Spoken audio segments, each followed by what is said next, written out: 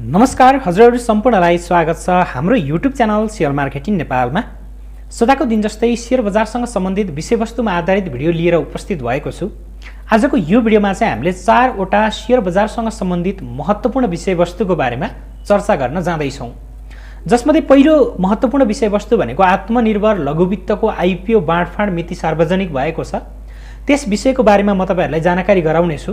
त्यसको आइपिओ कति लगानीकर्ताहरूलाई पर्दैछ, कहिले त्यस कम्पनीको आइपिओ को रिजल्ट हामीले हेर्न सकिन्छ, रिजल्ट कसरी र कहाँबाट हेर्ने, अनि त्यसैगरी हामीले त्यस कम्पनीको आइपिओ यदि पायौं भने कतिसम्मको मुनाफा आर्जन गर्न सकिन्छ, त्यो सबै जानकारी तपाईहरुले यो भिडियोमा पाउनुहुनेछ। अनि आजको अर्को विषयवस्तुमा आधारित भिडियो भनेको चाहिँ के रहनेछ भने फेरि अर्को एउटा उत्कृष्ट कम्पनीको आइपिओ आउने भएको छ। त्यस कम्पनीले करोडौं किता आइपिओ चाहिँ निष्कासन गर्दैछ र धेरै लगानीकर्ताहरूलाई पर्छ त्यस कम्पनीको आइपिओ। लगभग आइपिओमा अहिलेको समयमा आवेदन दिने लगानीकर्ताहरूलाई चाहिँ आधार मान्ने हो भने करिब प्रत्येक जनालाई चाहिँ 20-20 कितासम्म चाहिँ पर्न पनि सक्ने सम्भावना रहन्छ है त। त्यसको बारेमा पनि सबै जानकारी आजको यो भिडियोमा तपाईहरुले पाउनुहुनेछ। अनि त्यसैगरी अर्को विषयवस्तु भनेको चाहिँ साल्ट ट्रेड अर्थात एसटीसी साल्ट ट्रेडिङमा चाहिँ एउटा शंकास्पद कारोबार भेटिएको छ, अथवा साल्ट ट्रेडमा पछिल्लो समय हामीले चाहिँ एउटा डरलाग्दो चलखेल देखिरहेका छौं। त्यसको बारेमा पनि म तपाईहरुलाई चाहिँ जानकारी गराउन चाहन्छु आजको यो भिडियोमा।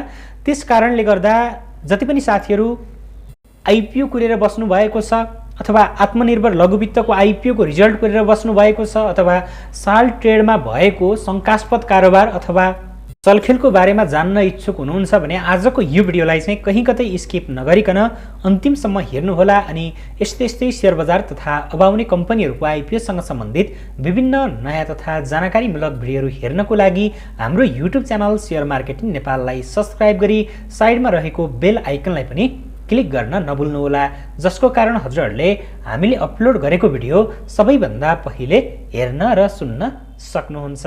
आउनुहोस् अब हामी आजको विषयवस्तुतर्फ नै लागौं। साथीहरु, सबैभन्दा पहिले म हजुरहरूलाई चाहिँ आइपिओ सँग सम्बन्धित विषयवस्तुको बारेमा जानकारी दिन चाहे। त्यसपछाडि हामी साल्ट ट्रेड र त्यसैगरी आत्मनिर्भर लघुवित्तको आइपिओ बाँडफाँडको बारेमा पनि चर्चा गर्नेछौं। निजी क्षेत्रको प्रवर्धन रहेको पुनर्बीमा कम्पनी हिमालयन रिइन्स्योरेन्सले प्रिमियम मूल्यमा चाहिँ सर्वसाधारण तथा जनरल पब्लिकहरुमा चाहिँ शेयर निष्कासन गर्ने भएको छ। अन्तर्राष्ट्रिय क्रेडिट रेटिङ एजेन्सी एम बेस्टले सार्वजनिक गरेको क्रेडिट रेटिङमा हिमालयन रिइन्स्योरेन्सले प्रिमियम मूल्यमा शेयर निष्कासन गर्नका लागि नियामक नेपाल बीमा प्राधिकरण समक्ष निवेदन पेश गरिसकेको चाहिँ उल्लेख गरिएको छ। एमबेस्टका अनुसार प्रिमियम मूल्यमा शेयर निष्कासनका लागि नियामकबाट यसै मार्च महिनाभित्र स्वीकृति प्राप्त भइसक्नेछ भने हिमालयन रिइन्स्योरेन्सले 3 अर्ब रुपैयाँ चुक्ता पुँजी जुटाउनका लागि प्रिमियम मूल्यमा 3 करोड किता साधारण शेयर निष्कासन गर्ने 2078 को असार महिनामा सीमित दिन कारोबार गरेको हिमालयन रिइन्स्योरेन्सले आर्थिक वर्ष 77-78 को कारोबार वर्ष र आर्थिक वर्ष 78-79 को कारोबार वर्ष सहित कुल 2 कारोबार वर्ष गणनाको आधारमा कम्पनी मुनाफामा रहेको दाबी सहित प्रिमियम मूल्यमा प्राथमिक शेयर निष्कासन गर्ने तयारी गरेको छ। लगातार 2 आर्थिक वर्षसम्म मुनाफा कमाएको कम्पनीले सर्वसाधारणमा प्रिमियम मूल्य अंकित मूल्यभन्दा थप रकम लिएर शेयर बिक्री गर्न पाउने प्रावधानको आधारमा शेयर निष्कासनको तयारी गरेको छ। आर्थिक वर्ष 77-78 को असार 31 गतेदेखि हिमालयन रिले कागजी कारोबार सुरु गरेको दाबी आर्थिक वर्ष 77-78 को प्रतिवेदनमा चाहिँ उल्लेख गरेको छ। मुस्किलले 2 दिन कारोबार गरेको वर्षलाई पूरा वर्ष मानेर आर्थिक वर्ष 78-79 सम्म पूरा 2 आर्थिक वर्ष मुनाफा आर्जन गरेको दाबीका आधारमा चाहिँ यस कम्पनीले शेयर निष्कासन गर्न खोजेको छ। र हामीले यस कम्पनीको क्वार्टरली रिपोर्ट हेर्ने हो भने यो हिमालयन रिइन्स्योरेन्सले चालु आर्थिक वर्षको पहिलो त्रैमाससम्मको वित्तीय विवरण सार्वजनिक गरिसकेको छ। वित्तीय विवरण अनुसार कम्पनीले असोज मसान्तसम्ममा 5 करोड 30 लाख रुपैयाँ चाहिँ नोक्सानी बेहोर्नु परेको छ है त। हामीले क्वार्टर 1 को रिपोर्ट हेर्ने हो भने कम्पनी नोक्सानमा देखिएको छ। कम्पनीले यस अवधिमा 1 अर्ब 9 करोड 47 लाख खुद बीमा शुल्क आर्जन गरेको छ। अनि यस्तै कम्पनीले लगानी कर्जा तथा अन्य आयबाट 2 करोड 63 लाख 74 हजार रुपैयाँ चाहिँ आम्दानी गरेको छ। यस अवधिमा कम्पनीले 2 करोड 9 लाख 96 हजार रुपैयाँ खुद दाबी भुक्तानी गरेको छ भने 24 करोड 73 लाख 19 हजार रुपैयाँ पुनर्बिमा कमिसन बापत चाहिँ खर्च गरेको छ। यस्तै 3 करोड 25 लाख रुपैयाँ व्यवस्थापन खर्च बापत खर्च भएको चाहिँ वित्तीय विवरणमा उल्लेख गरिएको छ। अनि चुक्ता पुँजी 7 अर्ब रुपैयाँ रहेको छ। कम्पनीको जगेडा कोषमा 7 करोड 83 लाख रुपैयाँ र बिमा कोषमा 13 करोड 69 लाख 78 हजार रुपैयाँ र महाविपत्ति कोषमा चाहिँ 1 करोड 50 लाख 59 हजार रुपैयाँ चाहिँ सञ्चित रहेको छ। अहिले कम्पनीको अधिकृत पुँजी 21 अर्ब रुपैयाँ, जारी पुँजी 10 अर्ब रुपैयाँ र चुक्ता पुँजी 7 अर्ब रुपैयाँ रहेको छ। कम्पनीले सर्वसाधारणलाई 3 अर्ब रुपैयाँ बराबरको आइपिओ निष्कासन गरिसकेपछि कम्पनीको चुक्ता पुँजी र जारी पुँजी चाहिँ बराबर हुनेछ।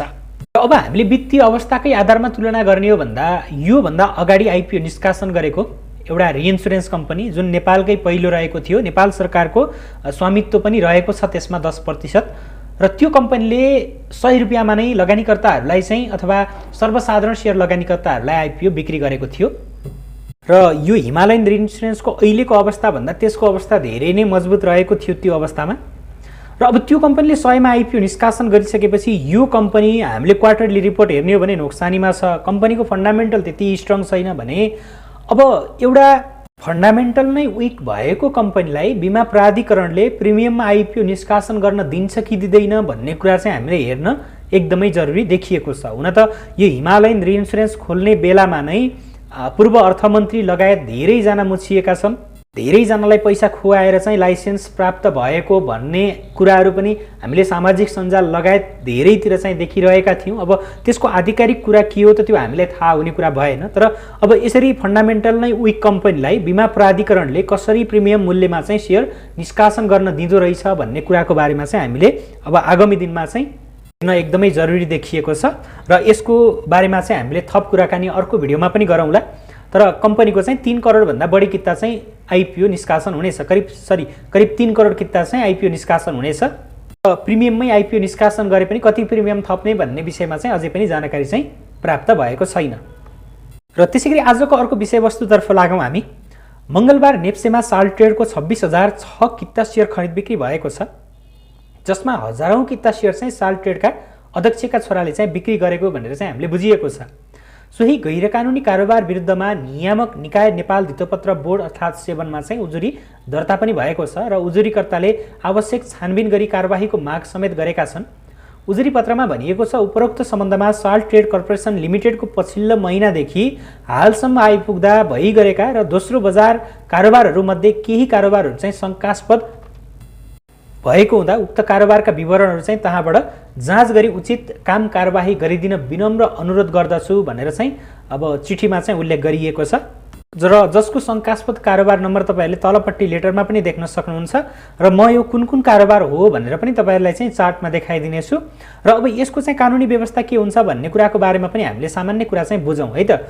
संगठित संस्थाको सञ्चालक कार्यकारी प्रमुख, लेखा प्रमुख, कम्पनी सचिव वा संगठित संस्थाको व्यवस्थापन वा लेखा सम्बन्धी कार्यमा प्रत्यक्ष रूपले संलग्न व्यक्तिले त्यस्तो पदमा बहाल रहँदाका बखत वा त्यस्तो पदबाट अवकाश प्राप्त गरेको मितिले 1 वर्षसम्म सम्बन्धित संगठित संस्था वा त्यसको सहायक कम्पनीको धितोपत्र आफ्नो वा आफ्नो परिवारको सदस्य वा अन्य कुनै पनि व्यक्ति र त्यस्ता व्यक्तिको नियन्त्रणमा रहेको फर्म, कम्पनी वा संस्थाको नाममा चाहिँ वा अन्य व्यक्तिलाई खरिद बिक्री गर्न, गराउन वा हस्तान्तरण गर्न वा लेनदेन गर्न चाहिँ सक्ने छैन।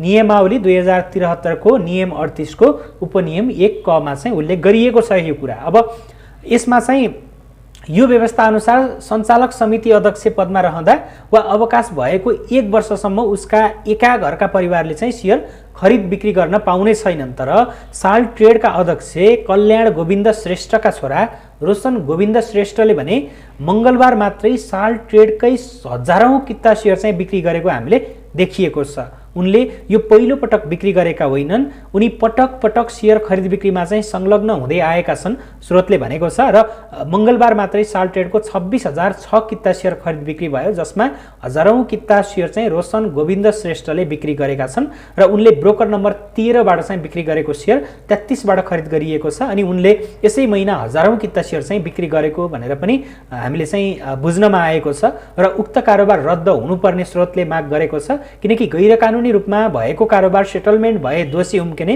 भएकाले उक्त कारोबार नै रद्द हुनुपर्ने चाहिँ स्रोतको भनाइरहेको छ। र यस विषयमा चाहिँ अब उनलाई आगामी कारबाही के हुन्छ त्यसको बारेमा चाहिँ म तपाईँहरूलाई अपडेट दिँदै जानेछु। यसरी चाहिँ हेर्न सक्नुहुन्छ, यो चाहिँ एसटिसी हो हैन, मैले एसटिसी चुज गरेको छु यहाँनिर। अब यसरी चाहिँ हामीले हेर्ने हो भने, यसरी क्यान्डल हेर्ने हो भने यस्तो धेरै क्यान्डलहरू छैनन् हैन, कतिपय क्यान्डलहरू रहेका छन्। हामीले दुईवटा क्यान्डल चाहिँ यसरी ठुला ठुला देख्न सकिन्छ, भोल्युमको क्यान्डल है त। एक दिन हरियो क्यान्डल छ, एक दिन रातो क्यान्डल छ है त। अब यहाँनिर चाहिँ हामीले के हेर्न सकिन्छ भने यसलाई चाहिँ माथिपट्टि गएर तपाईँले डेढलाई चाहिँ 1 मिनेटमा जानु पर्यो है त। 1 मिनेटमा गइसकेपछि 1 मिनेटमा साल ट्रेडको करिब करिब 7 मार्चको दिन हैन, 7 मार्चको दिन 2:50 मा 26,000 किताभन्दा बढी चाहिँ कारोबार भएको छ है त। यो कारोबार दिन है त, एउटा यो कारोबार शङ्कास्पद हो। अनि अर्को भनेको चाहिँ कुन हो त, अर्को भनेको चाहिँ त्योभन्दा पहिलाको कारोबारहरू हो है त। अर्को भनेको चाहिँ यो कारोबारहरू शङ्कास्पद हो कि है त। अब यसको चाहिँ छानबिन हुँदैछ अनि त्यसअनुसार चाहिँ आगामी दिनमा के अपडेट आउँछ, के कारबाही हुन्छ त्यसको बारेमा चाहिँ म तपाईँहरूलाई अपडेट गराउँदै जानेछु। अब त्यसरी चाहिँ यस्तो किसिमको कारोबारहरू चाहिँ अब जुन कानुनले नै मानेको छैन त्यस्तो कारोबारहरू चाहिँ तपाईँहरूले आगामी दिनमा चाहिँ नगर्नु होला हैन। तपाईँहरू पनि कानुनी फन्दामा चाहिँ पर्न सक्नुहुन्छ जुनसुकै समय यदि यस्तो गल्ती गर्नुभएको छ आजका दिनहरूमा भने तपाईँले चाहिँ छोड्नु होला। र यदि आगामी दिनमा पनि तपाईँलाई थाहा थिएन भने यो कुरा चाहिँ तपाईँले नदोहोऱ्याउनु होला है त। र अब चाहिँ हामी आजको अर्को अपडेटतर्फ लागौँ, जुन अपडेट चाहिँ हाम्रो आत्मनिर्भर लघु वित्तको आइपिओ बाँडफाँडसँग सम्बन्धित रहेको छ। आत्मनिर्भर लघु वित्तले फागुनको 11 गतेदेखि 15 गतेसम्म निष्कासन गरेको आइपिओ आइतबार बाँडफाँड हुने भएको छ। प्री अलटमेन्टको काम सकिएपछि आइतबार बिहान बाँडफाँड गर्ने गरी तयारी भएको चाहिँ कम्पनीको सेयर निष्कासन तथा बिक्री प्रबन्धक सनराइज क्यापिटलले जानकारी दिएको छ। कम्पनीको सेयरमा पछिल्लो तथ्याङ्क अनुसार 16 लाखभन्दा बढी लगानीकर्ताहरूले 1 अर्ब 78 करोड रुपियाँ बराबरको 1,78,08,000 किता सेयर खरिदको लागि चाहिँ माग गरेका छन्। र यो सर्वसाधारणको लागि निष्कासन गरेको 1,69,755 किता सेयरको चाहिँ करिब 105 गुणाले बढी आवेदन पर्न गएको हो।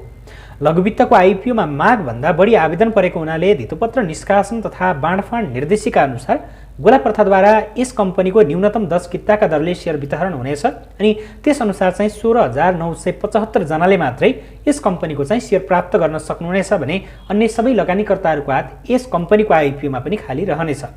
लघुवित्तले आफ्नो जारी पुँजी 6,23,38,000 रुपैयाँको 32.625%ले हुन आउने 2,03,38,000 रुपैयाँ बराबरको प्रति सेयर 100 रुपियाँ अङ्कित मूल्यका 2,03,380 किता सेयर सार्वजनिक निष्कासनका लागि छुट्याएको थियो। अनि सो मध्ये 20,338 किता सेयर वैदेशिक रोजगारीमा रहेका नेपालीहरूलाई बाँडफाँड गरिसकेको छ भने 3,117 किता सेयर चाहिँ कर्मचारीहरू र 10,170 किता सेयर चाहिँ सामूहिक लगानी कोषका लागि यसले सुरक्षित गरिसकेको छ।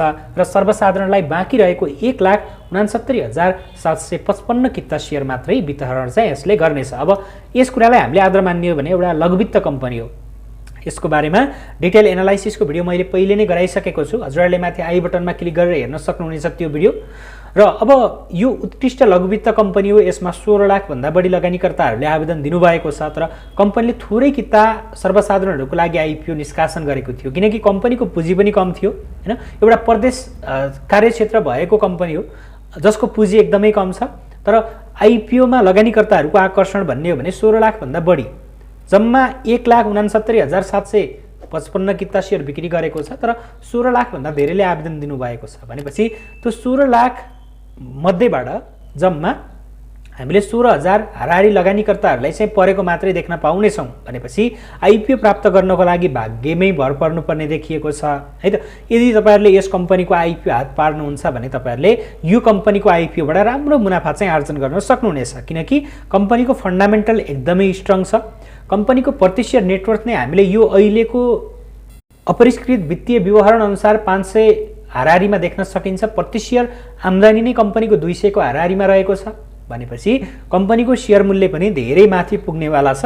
र यदि तपाईँले सेयर हात पार्न सफल हुनुहुन्छ भनेदेखि चाहिँ केही वर्षमा 1000 को लगानीलाई चाहिँ यसले लाखसम्म चाहिँ पुर्याउन सक्ने क्षमता चाहिँ बोक्दछ। हुन त अब अहिलेको अवस्था के छ भने लघुवित्त कम्पनीहरू, साना लघुवित्त कम्पनीहरू चाहिँ मर्जरमा जानुपर्ने जस्तो बाध्यता बनिसकेको छ। यदि त्यस्तो भयो, कम्पनी मर्जरमा गयो भने त हामीले सोचे अनुसारको नकमाउन पनि सकौँला हैन, किनकि ठुलो पुँजी भएका कम्पनीहरूमा जानुपर्ने हुन्छ र सानो पुँजी भएको र फन्डामेन्टल राम्रो भएको कम्पनीहरू ठुलो पुँजी भएको कम्पनीमा जाँदै गर्दा त्यो नगन्ने मात्रामा हुन्छ कि हैन। त्यसकारणले गर्दा अब त्यतातिर गएको खण्डमा त त्यस्तो राम्रो नहोला। तर प्रदेश कार्यक्षेत्र भएको लघुवित्त कम्पनी अब मर्जरमा गएन, मर्जरमा जान इच्छुक देखिएन भने आफ्नो व्यवसाय विस्तार गर्नको लागि बोनस सेयर नै वितरण गर्नुपर्ने हुन्छ। अनि बोनस सेयरको माध्यमले हामीले 10 किता आइपिओ प्राप्त गरे पनि 8-10 वर्ष राख्न सकियो भने त्यो 10 किता सेयर नै 50-60 किता 100-200 कितासम्म पनि हुनसक्छ र कम्पाउन्डिङको मद्दतले हामीले धेरै रिटर्न चाहिँ प्राप्त गर्न सकिनेछ है त। त्यस कारणले गर्दा कम्पनी राम्रो छ। यदि आइपिओ पर्छ भने तपाईँहरूले लङ टर्मको लागि राख्न सक्नुहुन्छ। कम्पनीको चाहिँ हामीले वित्तीय अवस्था एकदमै मजबुत देखेका छौँ। थप कुरा तपाईँहरूले मैले पहिले नै गराएको भिडियोमा पनि हेर्न सक्नुहुन्छ। माथि आई बटनमा क्लिक गरेर यस कम्पनीको आइपिओको बाँडफाँड चाहिँ आइतबार हुँदैछ।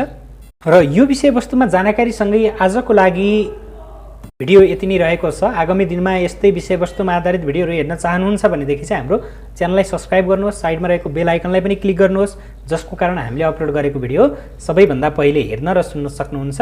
र हजुरहरूको बाँकी समय एकदमै शुभ रहोस्। धन्यवाद।